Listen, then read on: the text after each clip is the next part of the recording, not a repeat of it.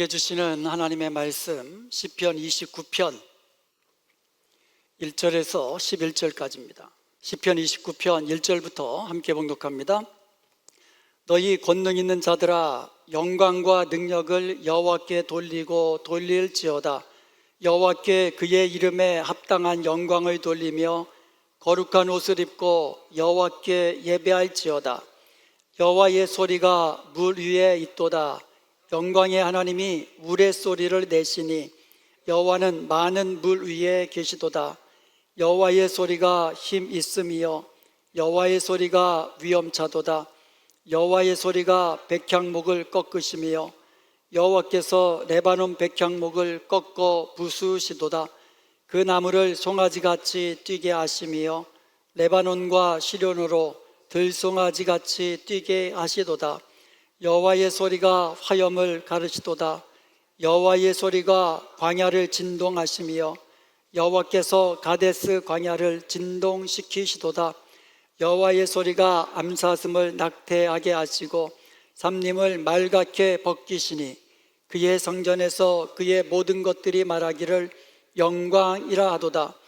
여호와께서 홍수 때에 좌정하셨으며 여호와께서 영원하도록 왕으로 좌정하시도다. 여호와께서 자기 백성에게 힘을 주시며 여호와께서 자기 백성에게 평강의 복을 주시리로다. 아멘. 웨스트민스터 신앙고백서 첫 번째 질문이, 그 질문에 대한 대답이 사람의 제일 되는 목적은 하나님을 영화롭게 하며 영원토록 그를 즐거워하는 것이다 라고 말씀하고 있어요. 사람의 제일 되는 목적이 뭐냐? 하나님을 영화롭게 하는 거라는 거예요. 그리고 영원토록 그를 즐거워하는 것이다 이렇게 되어 있는데, 이것은 성경에서 나온 대답이에요. 성경은 우리에게 이렇게 말씀하십니다. 이사야 43년 7절에 보면 내 이름으로 불려지는 모든 자 곧 내가 내 영광을 위하여 창조한 자를 오게 하라. 그를 내가 지었고 그를 내가 만들었느니라. 하나님의 영광을 위해서 하나님께서 만드시고 하나님께서 불러 모으셨다고 말씀하고 있는 겁니다. 이사야서 43장 21절에 보면 이 백성은 내가 나를 위하여 지었나니 나를 찬송하게 하려 함이니라 이렇게 말씀하고 있어요. 그러니까 결국은 하나님이 우리를 창조하시고 하나님이 우리를 불러 모아서 하나님의 백성 만드신 목적은 하나님을 찬송하고 하나님께 영광 돌리게 하기 위함이다 라고 말씀하고 있는 겁니다. 이사야서 48장 11절에 보면 내 영광을 다른 자에게 주지 아니하리라 이렇게 말씀하고 있어요. 그러니까 하나님은요, 부자에게도 왕에게도 어떤 권세자에게도 어떤 지혜자에게도 어떤 누구에게도 그 영광을 빼앗기지 않으십니다. 여호와는 우리의 찬송과 경배와 예배를 받으시기에 합당한 창조주여 우리의 구원자이십니다. 그러므로 하나님의 은혜로 구원받은 하나님의 백성들은 하나님께 찬송과 경배를 드리며 하나님께 영광을 돌리는 것이 당연한 것이고 합당한 것이고 하나님이 우리를 창조하시고 구원하신 바로 그 목적인 것입니다. 오늘 본문 1절에도 보면은요, 다윗은 영광과 능력을 여호와께 돌리라고 말씀하고 있습니다. 2절에서는요, 여호와께서 그의 이름에 합당한 영광을 돌리며 거룩한 옷을 입고 여호와께 예배하라고 말씀하고 있습니다. 그러므로 오늘 말씀을 통해서 구원받은 하나님의 백성으로서 모든 영광과 모든 능력을 하나님께 돌리며 하나님을 예배하는 복된 예배자, 복된 성도가 되시기를 주님의 이름으로 축원드립니다. 오늘 본문에 보면은요, 다윗은 찬양받기에 합당하신 하나님의 크신 능력과 그 영광을 강조하기 위해서 여호와의 소리라는 말을 반복해서 사용하고 있어요. 3절에 보면 여호와의 소리가 물 위에 있다고 합니다. 4절에 보면 여호와의 소리가 힘있고 위험에 차다고 이야기합니다. 5절에도 보면 여호와의 소리가 백향목을 꺾으신다고 하고요. 7절에 보면 여호와의 소리가 화염을 가르시고 8절에 보면 여호와의 소리가 광야를 진동케 하고, 9절에 보면 여호와의 소리가 암사슴으로 낙태케 하고 삼림을 맑게 벗기신다고 말씀합니다. 그리고 그의 모든 것들이 그의 성전에서 영광이라고 말합니다. 이렇게 여호와의 소리가 반복적으로 나오는 데는 이유가 있다는 거예요. 성경에 보면은요, 한 말이, 한 단어나 또 한 문장이 반복될 때에는 그만큼 그 단어가, 그 말이 중요하다는 것을 우리에게 알려주는 겁니다. 즉, 창조주 하나님의 크신 능력과 영광을 여호와의 소리라는 말로 표현한 것입니다. 여호와의 소리. 다윗은요, 창조주 하나님의 영광과 그 능력을 무엇으로 표현할까 고민하다가 여호와의 소리라는 말에서 창조주 하나님의 영광과 능력을 찾아낸 겁니다. 예레미야서 51장 16절에 보면 그가 목소리를 내신즉 하늘에 많은 물이 생기나니, 여호와께서 말씀하시니까 천지가 창조됐습니다. 여호와께서 말씀하시니까 물이 생겨나고요, 여호와께서 말씀하시니까 물이 한 곳으로 모아지고요, 여호와께서 말씀하시면 그대로 이루어집니다. 그래서 하나님은요, 말씀으로 천지를 창조하신 거예요. 여호와께서 말씀하시니까 홍해가 갈라지고 마른 땅같이 되는 거예요. 여호와께서 말씀하시면 죽은 자가 다시 살아나는 겁니다. 이처럼 여호와께서 한번 말씀하시면, 여호와께서 한번 소리를 발하시면 천지를 진동시키는 능력이 나타나는 겁니다. 그러므로 우리는 하늘을 보면서, 땅을 보면서, 그리고 꽃을 보고 바다를 보고 새를 보면서 하나님이 창조하신 우리 사람들을 보면서 그 속에서 여호와 하나님의, 창조주 하나님의 소리를 들을 수 있어야 하는 거예요. 창조주 하나님의 크신 영광과 능력을 그 가운데서 우리는 찾을 수 있어야 한다는 것이죠. 그럴 때 우리는 창조주 하나님의 영광과 능력을 찬송하면서 하나님께 예배할 수 있는 겁니다. 하나님은요, 우리의 기도를 들으시고 응답하십니다. 아멘. 하나님이 우리의 기도를 들으시고 응답하셔서 우리에게 말씀하시는 소리를 우리가 듣고 감사함으로 하나님을 찬송할 수 있어야 돼요. 우리는 고백하잖아요. 하나님이 우리 기도를 들으시고 응답하신다. 그러니까 우리가 기도하면서 하나님이 응답하시는 소리를 듣고 믿음으로 찬송할 수 있어야 된다는 거죠. 무엇보다도 우리는요, 매일매일의 삶 속에서 성령께서 우리에게 말씀하시는 그 소리를 듣고, 그 음성을 듣고 믿음으로 순종할 수 있어야만 합니다. 그리하여서 하나님의 선하시고 기뻐하시며 온전하신 뜻이 무엇인지 분별할 수 있고, 그리고 그 뜻대로 순종하는 복된 예배자가 될 수 있는 것입니다. 그런데 문제는 찬양할 대상이 누구냐 하는 거예요. 누가 하나님, 여호와 하나님을 찬송할 수 있겠느냐 이거죠. 오늘 본문 1절에 보면 우리 함께 보겠습니다. 너희 권능 있는 자들아, 영광과 능력을 여호와께 돌리고 돌릴지어다. 너희 권능 있는 자들아, 하나님께 찬송과 경배를 올리라는 거예요. 여기서 너희 권능 있는 자들아, 이것이 히브리어로 이 베네 엘림이라고 합니다. 베네라는 말은 우리가 벤 그랬잖아요. 벤은 아들이라는 뜻이에요. 그 벤의 복수형이에요. sons 이렇게. 그리고 엘림은, 엘은 하나님, 갓을 말해요. 우리가 섬기는 하나님도 갓이지만 그냥 일반 이 갓 복수로 되면 갓즈 해가지고 그냥 세상 신들이거든요. 그래서 엘림은 세상 어떤 신들을 말하는 거예요. 복수형이에요. 그러므로 이 베네 엘림을 그 문자적으로 해석하면 신들의 아들들이란 뜻이에요. 신들의 아들들. 신들의 아들들아, 하나님의 영광과 능력, 하나님께 돌리고 하나님을 예배하라는 거거든요. 영어 성경에서 이거를요 heavenly beings, 그 하늘의 존재들이라고 번역했고요. 또 mighty ones, 힘 있는 자들, 권세 있는 자들, 권능 있는 자들, 이렇게 번역했어요. 표준 세번역에서는요 하나님을 모시는 권능 있는 자들아, 이렇게 번역을 했어요. 그러니까 이 말은요 세상에서 힘 있는 권세자들을 의미하는 것이라기보다도 하나님을 모시는 천사들과 같은 권능을 가진 존재들이라고 보는 것이 더 옳은 것 같아요.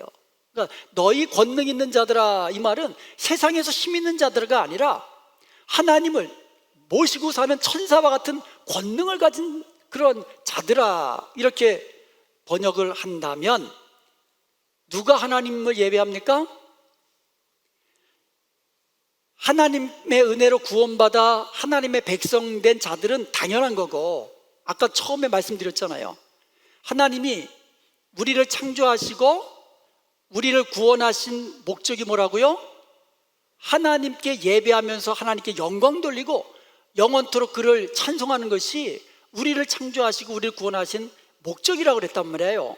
그러니까 구원받은 사람들은 당연히 예배하는 것이고 당연한 거고, 거기다가 하늘의 권세 있는 자들까지도 하나님을 찬송하고 경배해야 할 것을 말씀하고 있는 겁니다.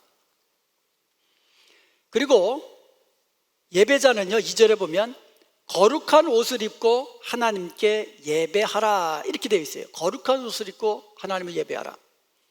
출애굽기 39장 1절에 보면 아론을 위하여서 거룩한 옷을 이제 만들었다는 말이 나옵니다. 여기 보면 그들은 여호와께서 모세에게 명령하신 대로 청색, 자색, 홍색 실로 성소에서 섬길 때 입을 정교한 옷을 만들고, 그 성소에서 섬길 때 입는 옷이 따로 있다는 거예요.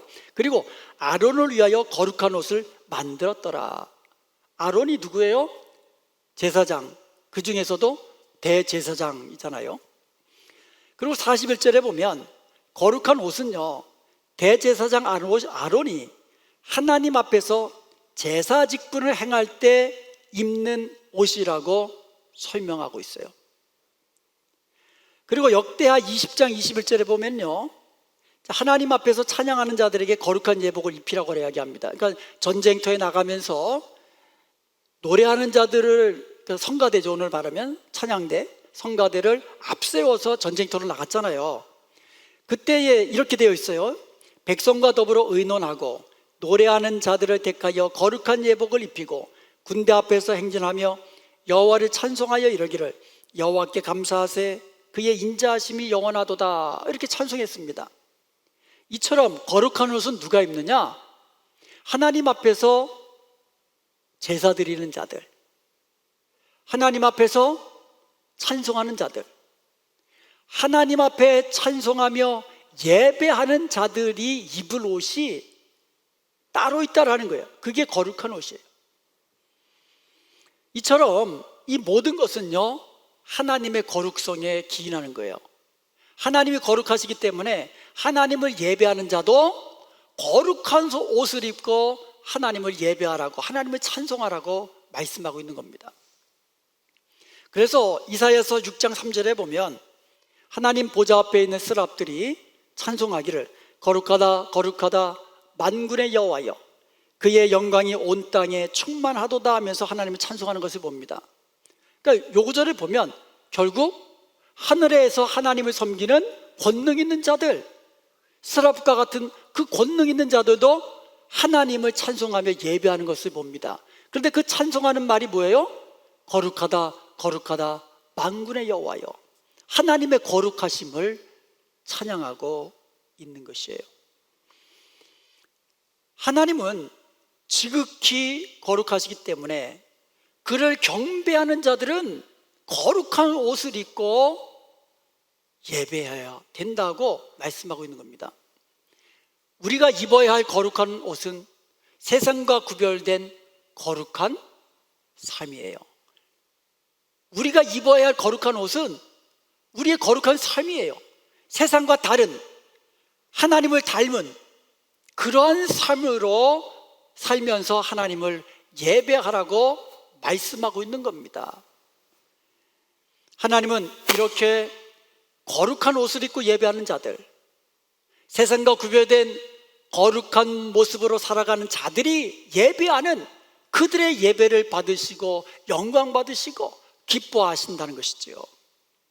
그러므로 여러분, 우리가 주님 앞에 하지 못할 말이라면 다른 사람들에게도 하지 말아야 돼요. 하나님 앞에 이런 말 저런 말 다 막 할 수 있어요?